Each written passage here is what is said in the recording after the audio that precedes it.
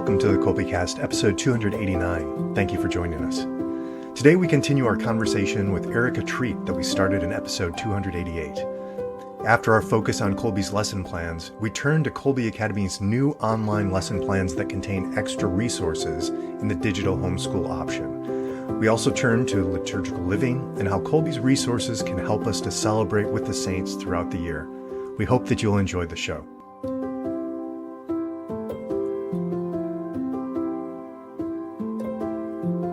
Hi there, I'm Bonnie, Kolbe homeschooling mom of 4 lads and lasses, liturgical musician, popcorn, and podcast fanatic. And this is Stephen, homeschooling father of 5 and director of development for Kolbe Academy.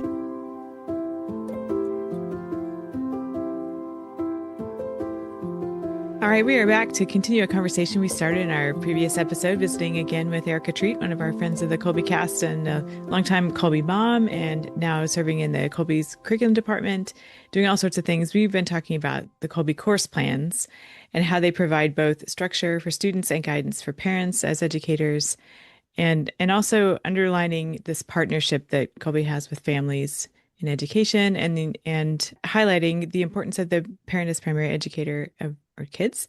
So we spent a lot of time talking about the course plans overall in our first episode on this topic. So we are going to start off with talking about the digital homeschool option that families have. How do we typically use those differently than the traditional homeschool? So I like to think of them as basically the same thing as the traditional homeschool course plan.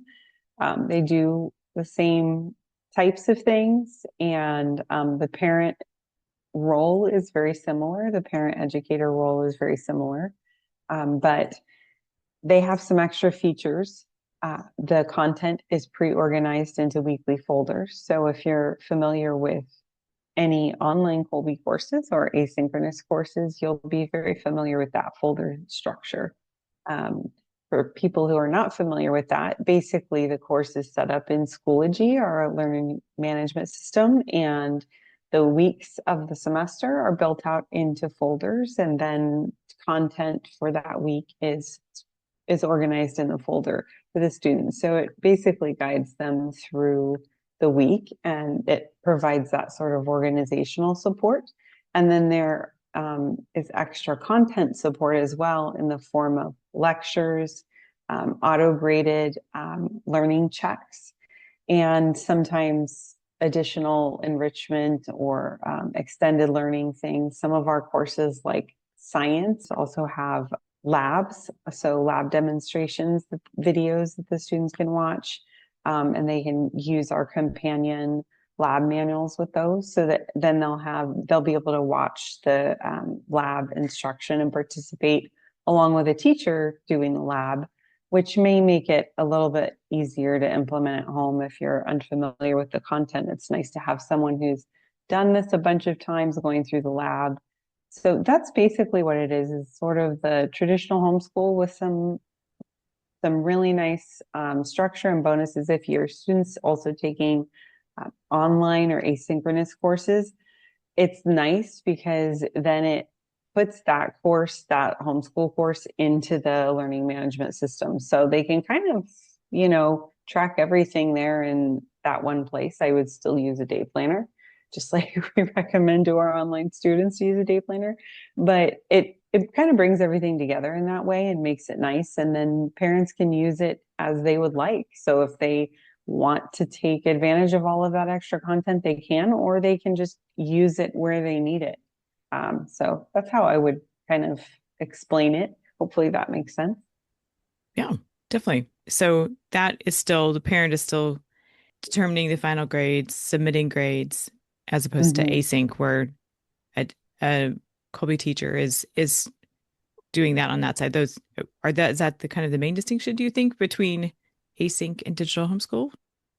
I think that is one of the main, that along with the fact that, if the student needs additional support with content, they need to go to the home educator in the digital homeschool format. Whereas in asynchronous, there are some other ways that they can reach out to the teacher for support. So if they need that additional instruction, or if they need additional help with questions. It's not really additional instruction in async, so that's not the right way to explain it. But if they need additional help, and the parent will need additional help with grading or content questions, asynchronous would be a better choice. Okay. But if the parent is ready to be on point for all of the instruction and the grading, then digital homeschool. But if they would say maybe like, I like maybe would liken it to a teaching assistant where you have someone helping with the lectures and stuff like that. And with the auto graded checks, you get that with digital homeschool. But in terms of actual individual student support, if you need that kind of thing, I would say online or asynchronous would be a better fit. Okay. I remember when those were starting up, it was kind of like, oh, well, we're going to have to build these asynchronous courses. So let's just take some of the content and make that available for somebody who doesn't want the grading and everything. But hey, here's extra resources. But I know you all over there in curriculum have been doing a lot with that, more than just throwing the leftovers over here. It's really been a lot of work and beautiful sort of design and reconfiguration and things. So those things look really a big step up from where we first started, but just seems like a nice resource for our homeschooling families. Yeah. I think so. I think it is. I think that's a good point, Stephen. We put a lot of resources into really making these a richer, more engaging experience for the student and to provide better support for their parents trying to teach the courses. So if you've taken what we previously called self-paced or self-paced plus, the asynchronous courses and the digital homeschool courses are beginning to look quite a bit different than they looked. And in fact, significantly different than they looked about 5 or 6 or more years ago. So they've been improved quite a bit. Yeah, that's been neat to see. And I like how the digital homeschool materials, it's like a curated collection. And curate is a word like journey that I kind of shy away from now because it is so used so much. But it's really truly what it is. What would you say, Erica, to you, what's the best part about digital homeschool courses? Best part. I think the lectures, that's what I would use the most, Yeah. personally. But it might be a different answer for other people, but that's my favorite part. Would be particularly the new lectures that we're spending so much effort designing so carefully, making them really beautiful, but also just being so intentional with our content and the way that we're presenting it to students and just helping support the parents with the content. I think it adds a lot of value to our regular course plans if people would like to have that sort of experience. Also the flexibility of it too. Like you can just use it when you need it or what you need it to be. You're not stuck using it in any particular way. So that's nice too. You can, if you don't want to do every single lecture, that's totally fine, but if you want to maybe or need more support in some areas, you can do that too. So that's nice as well. My only real firsthand experience with this is Erica and Eben, who we've met on the Kolbecast before, and have set up the physics course. I'll get the opportunity to do some recordings for that here in a bit, but just seeing the how it's really set up with the student orientation, like smaller, not an hour and a half long lectures, but smaller, compact things. So it's like, if it's like, oh yeah, like you were just saying, Erica, very flexible. If you've got it, you don't need to listen to me ramble on for, 10 minutes about something. Then you can just move on to the next thing, or you can see if there's anything interesting, but not have to just sit there and get bored with it. And again, beautiful slides. And I'm really excited about that product for our homeschooling families, just to give them another tool there to help them be successful. All right. So what among these recent updates have made teaching easier? So I think some of the big things, like we were talking about the student orientation of it, but also the educator orientation in terms of course plans. The daily breakdowns, most of the high school humanities, for example, they would have the whole week worth of content written into the course plan, but not a daily breakdown. So that was fine for many people. And you can still essentially use it in that way too. So you can be flexible if you want to break things down in a different way, but we're working toward doing daily breakdowns there too, just to help with the planning burden on families. And we're also working to create more robust rubrics. So it's really, really clear how to score essays, and also offering writing guidance both to the student and then very detailed grading guidance to the educators. So areas where we've heard a lot of feedback over a number of years, we're taking that and we're adding it to what we're doing, and we're trying to make things better and be responsive to what we're hearing from people and what they need and what families need. So that's basically all of the changes that we're doing. They're not revolutionary in the sense that we're not dumping all of this amazing stuff that we already had. We're just hearing what people are telling us they need and trying to give it to them, trying to give it to them and make it a lot easier to implement the courses in their homes. So hopefully it'll save people prep time, and it will make grading a lot less stressful and a lot more enjoyable and clear for families and for students as they're writing, so that they know, what the goal, where the goalposts are, and they can, aim for that with their work. Really enjoyed that, well, hearing about that process as well, because at Kolbe, we are so flexible. I mean, some people are going to do everything homeschooling. Some people are going to take a class here, and some people are going to do fully online. But this clarity not only helps, I think, the lesson plans, and helps the teacher, like you're saying, but it also provides kind of a comfort level that, like, what we're aiming at here. So if you're doing things homeschool, but thinking about doing the next course online, or I think you guys have been doing so much alignment of all of those things. I think a parent should be more confident now that, doing these, you can just move back and forth and easily, so you use what's useful without having to feel anxious about not really being ready for a different format or something like that.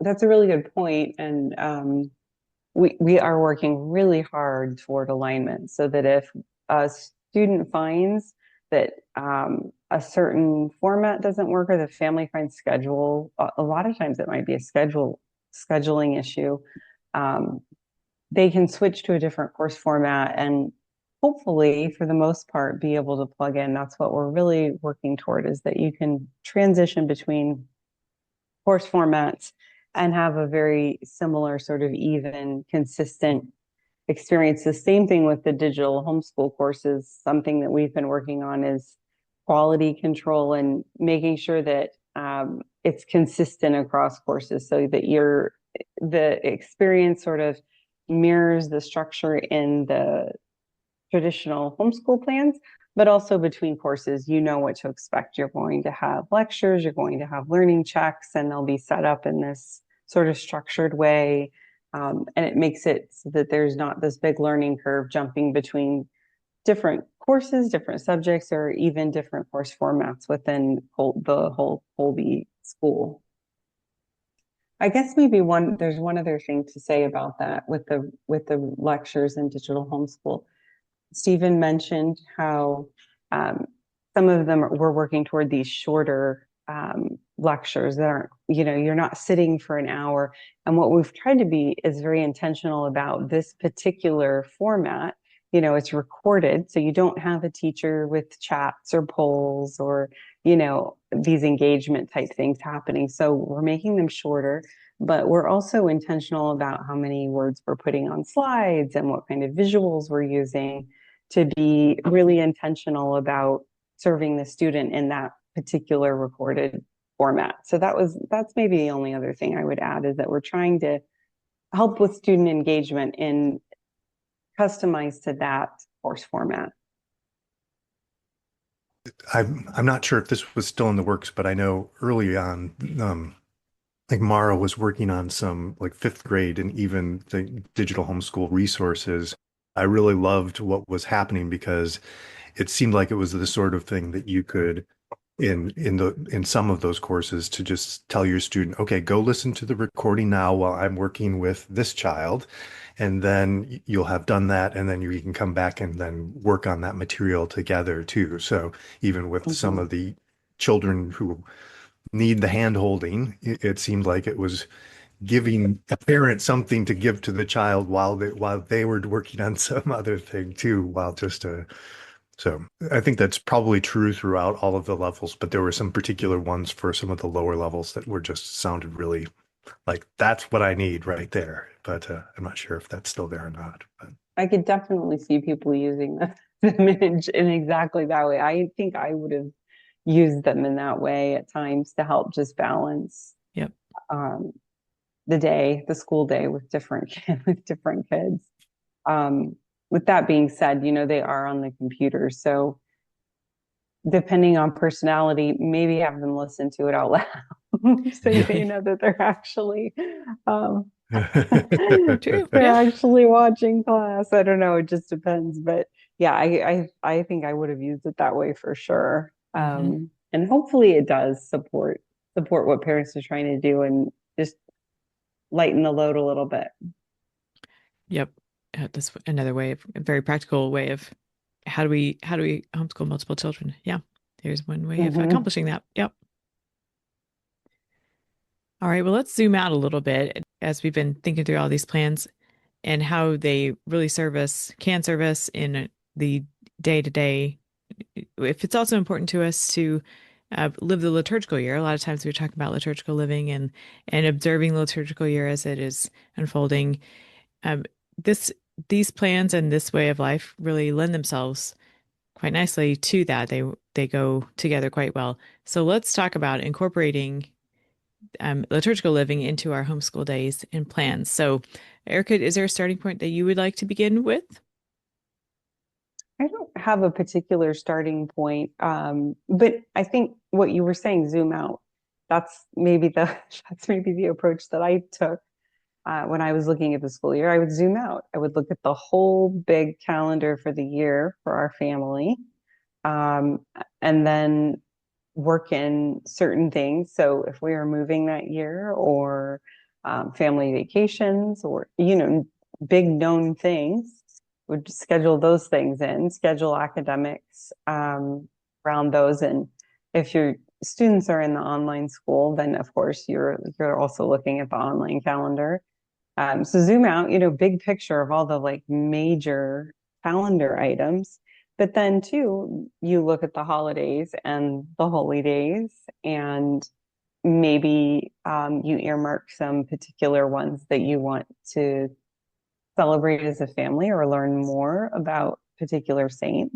Um, that's probably the approach that makes the most sense to me, because that's what I did for a number of years. So that's what I'm kind of comfortable doing, is zooming out, sort of working from that big picture, and then, focusing in on what we want to focus in on for the year.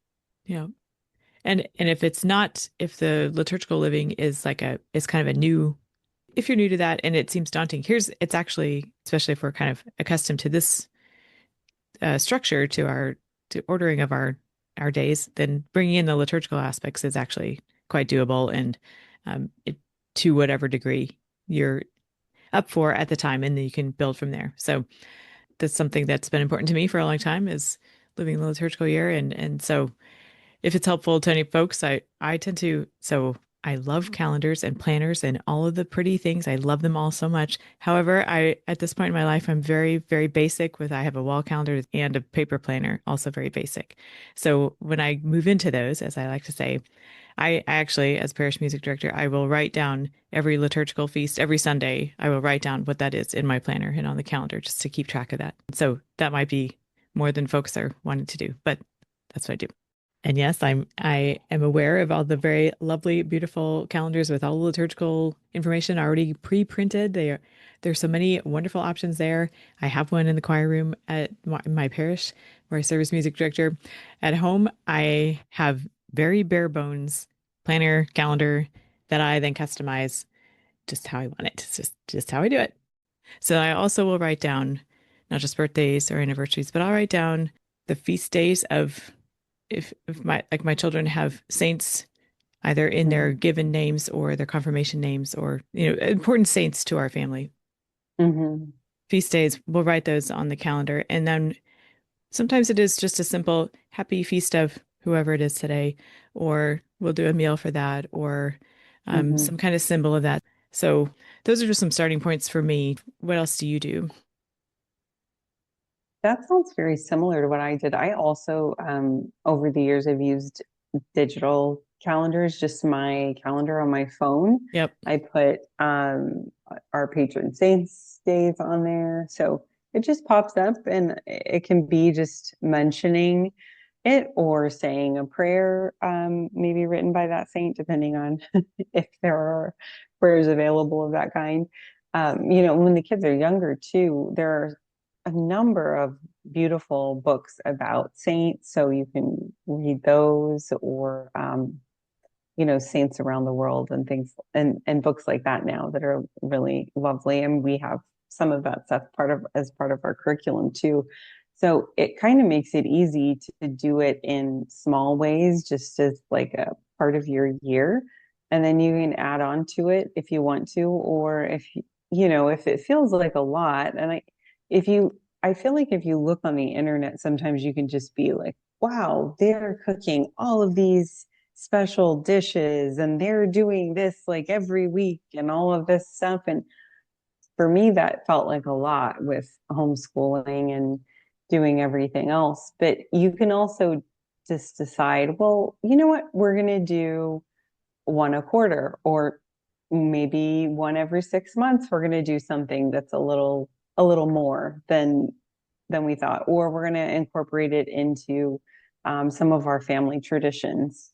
So that was another thing that we did as a family as we started um, doing stockings on the Feast of St. Nicholas and, just incorporating things in a small way. And that was also really nice because Christmas is so busy and there's so much going on, but this is, some weeks before. So you get to do some extra celebrations and take some extra time with it and when there isn't so much else going on. Hmm. Yep. I'm same digital calendar. Me too. And I can set reminders for myself. This feast day is coming up next week, or this sacramental anniversary. I will also note sometimes, baptismal days or Mm-hmm. First Communion, confirmation days. And we've had several guests who have spoken on various aspects of liturgical living. I'll try to link some of those in our show notes. So lots, lots, and lots of ideas. It's neat to see how the course plans will align with the liturgical year in many instances. So yeah, Mm-hmm. what you can sometimes it's quite clear, and other times it's one of those optional things like literature courses. So middle school literature, I'm thinking of you can like the short story unit has several stories that are speak to that time of the calendar year, which is neat. So neat to see Mm-hmm. how it kind of lines up, and you can kind of try, even if that can be a great starting point. The course plans can kind of walk you right up to that. Mm-hmm. The Kolbe day planners are nice too. They have um, some different liturgical things built into them. Those day planners, so they're nice. And when we would be working through those, I would circle things or note things on the calendar, or add an additional little prayer to the bottom of the calendar for a week, or choose a virtue that we were going to focus on. So it can be very simple as just jotting, as simple as just jotting something down on a shared calendar with your kids. It doesn't have to be super complicated and multi-part recipes, although those are lovely and it's great if you can do that. I think to do liturgical living, you don't need to do all of those bells and whistles. And also Kolbe has liturgical living that we put out, the newsletter that we put out. So that, I mean, you could just follow that really. You could use that resource. It's a great resource and it's beautiful. Indeed. And you could follow along with that throughout the year. And I feel like that would be a great start right there. And it's a beautiful Kolbe resource. Yep. And the school year, the way the school year is built here, uh, some of the holiday, of course, there's the Christmas break, but there are also the holy days throughout the year that fall during the school year. Those are days off built into the Mhm. online calendar, and the Holy Week and Easter break. And that can be a little bit of a, everybody else is on spring break, but it's not Holy Week yet, so we are not quite there yet. That can be kind of a, takes a little bit of used to, I think. So, but there again, it just Mhm. kind of walks you right through it. I think you're right. It is a real concern. I mean, it is something to Mhm. get used to because and then even just the nature of that break is different too, because Holy Week is a very intense sort of week with all of the, if you're going to all of the service, the Triduum and everything.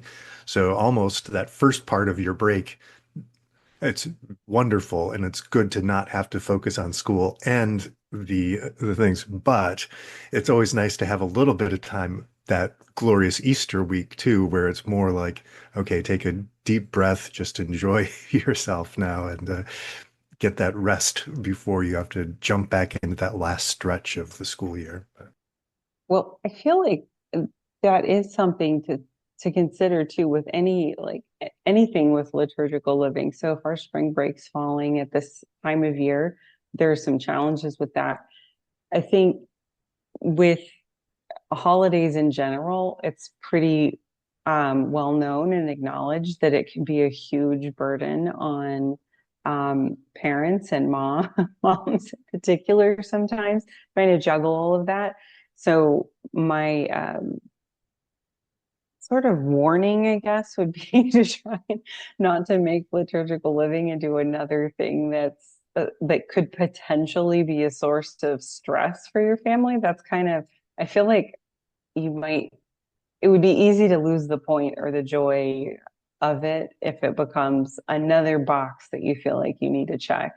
You don't have to. If it's not adding something beautiful to your year, just release that for now and Right. Yeah. Yeah. and find a time when it is going to add something beautiful. Like if it's adding stress or you know, something that you feel like you have to do, that's not the case. You want it should be something that you're doing like joyfully and um, is bringing richness to your family's life. And if not, maybe that's a signal that it should be simplified um, and become something that is joyful that you Sure. can, approach. I feel like sometimes with homeschooling, it's it's a lot, it's a lot for families to juggle. It's a big responsibility on top of just normal family life. And so I don't want people to come away thinking that they need to add additional things if they realize they can't handle them. It's okay to say, you know what? I'm going to give myself grace on this. Scheduling a bunch of liturgical living stuff this year is not, it's not where we're at right now, Yep. you know? I think it helps us too. Like when we think of the feast of, you know, someone's confirmation saint or the feast day that was the day of someone's baptism or something, anything Mhm. like that. It really highlights the festive nature. Like it's meant to be a feast, festive. Like and it helps us to give us a good reason to focus on the joyful dimension of that. Yeah.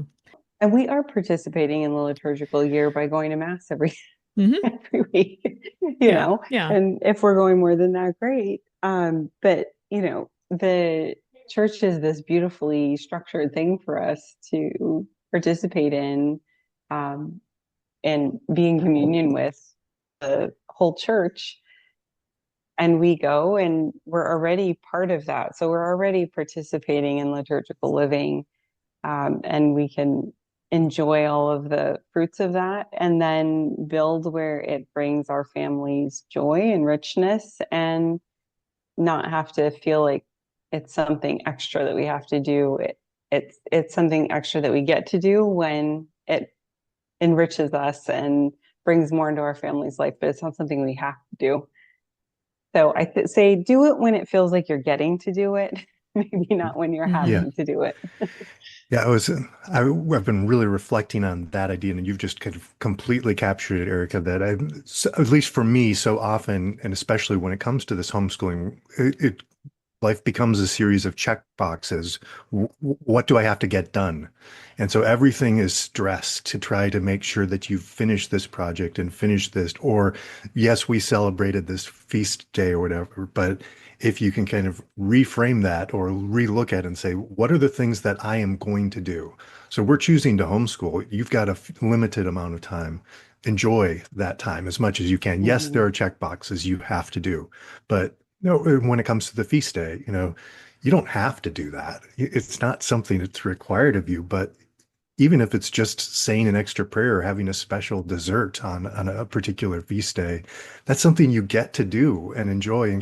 Even if it's, I think the saint days are so, the feast days, as you were saying, Bonnie, are so nice that way because if you can just take even just 15 minutes to reflect on, hey, this is something we get to celebrate today, not something we have to do something extra for. But I think that's good advice, Erica, what you were giving.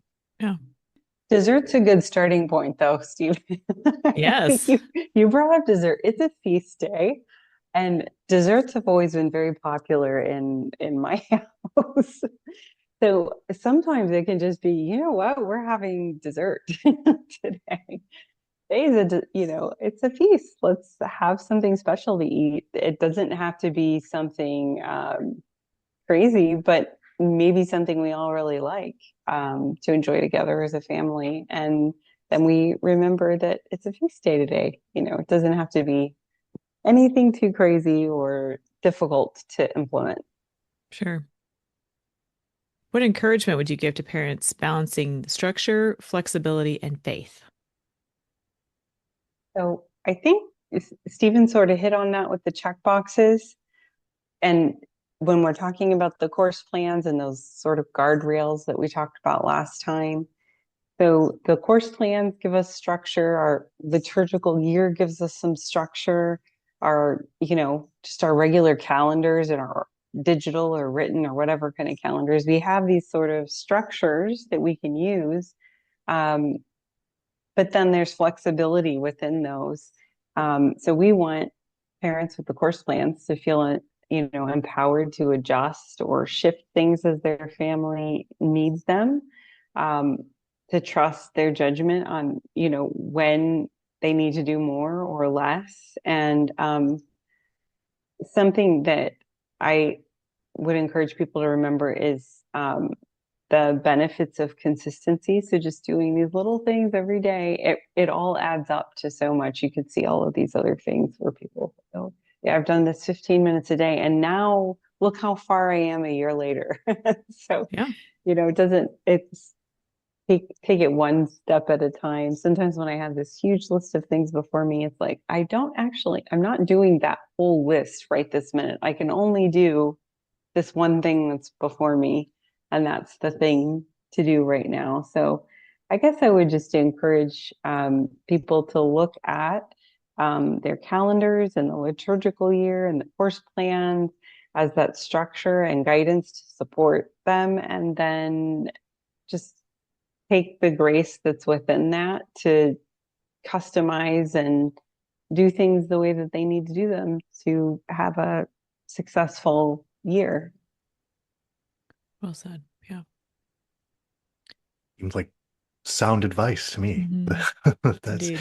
yeah, just, I know it's always a challenge because we just get into the weeds, right? We get into the things and it's the check. I'm just going to repeat the checkbox thing that I said before. So yeah, Erica just spoke nicely to that. I think that occurs to me at this time, and it's kind of been something I've been working on here lately. I've noticed in myself that the days, like the holy days of obligation, the ones that come up during the school year, All Saints, Immaculate Conception. mm, we are already off for Mary, Mother of God during the Christmas break. Those are holidays, days off of online school. The Kolbe office is closed. They're meant to be like Sundays to us. And so I appreciate that they're built in that way as a nudge in that direction. Because oftentimes they'll fall in the middle of the week and, we've got our momentum going. And I don't know. It's more of a reminder to myself, recognizing that I need to observe that a little better than I've been doing. So if it's helpful to anyone, we'll just leave that like that. So I mentioned that I was taking a few like mental health counseling classes and the last time we were recording, but it's interesting. They focus so much on self-care. The term self-care there because you're supposed to be in a good position to help other people. But it's something that's so hard, I think, especially for homeschooling families, but homeschooling mothers in particular, because you are working two full-time, usually you're working two full-time jobs, basically, even if you're not getting paid for any of those jobs. So it's like, where is the time for me to actually um, take care of myself, to actually focus on things that I need to stay healthy and in any aspect of that. But I think those feast days are good as we're talking about kind of balancing what can you do. It's like, what do I need more? A day full of making things in the kitchen and doing crafts and doing these things. If that's recharging for you and that's helpful for your family and that's something you want to do, great. Otherwise, maybe that's time to say, you know what, we're going to downsize this. We're going to sleep in a little bit today. Everybody gets a little break, or so as you were saying that, Bonnie, maybe remember, yes, there's these little breaks. So use them as needed, as if you can, if you're able to either go crazy and have a big party, or if that's what you want to do, or have a quiet day with where you're praying but recharging. Well, the one I didn't mention just a minute ago, the Feast of the Assumption of the Blessed Virgin Mary, that's often the start of the school year. That Kolbe's school year calendar starts after that day. So it's there, it's right there again, walks you right up to here's how we are kind of start this. We will order our school year around that timing for some folks anyway. Well, St. Maximilian Kolbe leads us right up to that day too. So it's That's right. whether you're starting your school year right then or not, it's kind of a start to That's a right. Kolbe Academy year, I guess. A But school feast day, a solemnity. It's a great way to start. Yeah. Yeah, start with a break. yes, Start with a On that yes. break. high note of I think we festivity. need Yeah. it. We often need it. I think this is sort of a funny turn that our conversation has taken about liturgical living, and I haven't actually heard a lot of people talk about finding the rest. And I've heard, we've heard about teaching from rest and things like that, but in terms of liturgical living, a lot of the conversations that you hear, a lot of the resources out there, all of these things that you can do. And so here we're having a conversation about what can we not do? What can we not do? Maybe that, and I hope that'll help some people because maybe maybe that sometimes we need to think about on feast days. What can we not do this this time so that we can take that time for some rest and some silence and some prayer as a family and maybe not feel like we need to do quite so much. Right. We're already probably doing a lot. Mm. That's true. And it's a good reminder. It's like, we're not making it happen. It's happening and we get to Hmm. participate in it. And Hmm. it's there for us to contemplate and, of course, go to mass and be attentive to that particular reality. And it happens whether or not we are baking something or crafting something or I don't know. Yeah. I love that. We're not making it happen. Yes, right. Yeah, and if it's either a saint that who's a friend of yours, essentially somebody that or it's our mother that we're of, the Blessed Mother that we're, I mean, if you were thinking about like somebody who's in your family, if you spend all day doing things, being busy, and don't give that person on their special day any time, then Mm-hmm. that's kind of not the point. It'd be like Mm-hmm. your 4 year old. It's like, well, we threw a big party, but we didn't pay any attention to you whatsoever because we're all concerned about getting this thing going. So it seems like it's the right orientation to say, okay, how can we spend just a little bit of special time on this day with these people that we love, even though they're in heaven, not necessarily here on earth. True. That's very well said. And I was glad that Erica that you brought that together because Hmm. those different structures that we're working within, but we're working within them. It's not like the rigid, shackles that and so Hmm. that's so freeing, but also good to see all of that, that here's everything that use. Yeah. Hopefully people find it helpful. Final thoughts or takeaways on this whole scheme of things at this point. What do you think? I don't know if I have any big takeaways or big thoughts other than sort of what we've already said and trying to weave it all together in a meaningful way. I think we can do that without overburdening ourselves. I love what you said earlier about we don't have to make the the liturgical year happen. We don't have to make these course plans. That's another thing that's already been made and it's there for us to use. It's just like the church calendar has been made and it's there for us to use and take advantage of. So I think hopefully if people are listening, they can kind of come away with some ideas, but also give themselves some grace as they're putting together their schedule. Build in some grace days too. I recommend that just so that I love that. you have Yeah. a little breathing room and a little bit of extra grace in your year, but also try to remember to give it to yourself as you're planning. It's very easy for us to feel like we need to make everything happen, and we don't need to do that. And what a gift to give our kids too, as we're trying to foster within them that they can learn and grow. You know, we believe that about them and we want them to know that about themselves, that that they have that agency, which is kind of probably a word I overuse, but for them to see us working toward that ourselves, I think is Mhm. another gift to give them that, and hopefully it's kind of a messy gift. It's not very neatly wrapped a lot of the time, but, and they might not recognize it in the moment, but hopefully at some point they will something will register at some level. My mom and dad did this. I can do this too. That will serve them at some point in their lives. Hope probably many points, but even if it doesn't, if it's not a conscious thought, it's something in them that they can draw upon. Mhm. One of the things that's jumping in my mind as I'm reflecting now on this kind of two-part conversation is what a great gift this whole Kolbe, the curriculum plans and the whole, pre-K through 12th grade system is, because if you're going to a typical brick and mortar school, unless they're one of the classical schools, that's usually not done. There are certain achievements that you have to hit at different points.